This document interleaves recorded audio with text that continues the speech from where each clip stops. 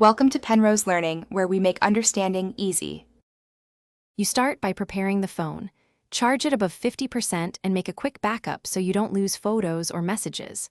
Once done, power the device fully off. Removing SIM or SD is optional but can speed the process. Now you'll enter recovery mode.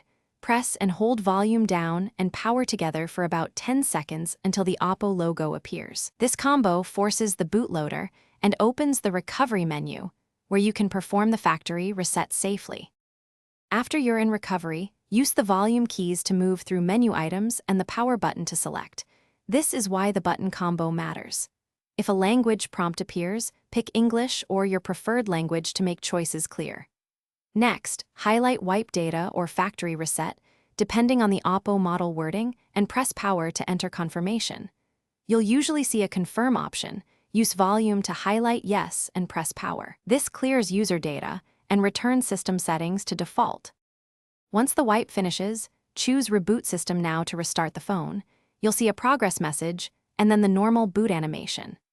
Make sure to be patient because the first boot after a factory reset can take several minutes while the system rebuilds caches.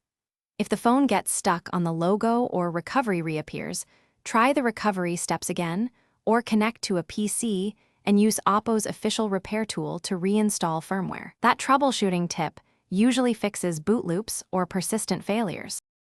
Thanks for watching. If this was helpful, leave a like and consider subscribing. See you next time.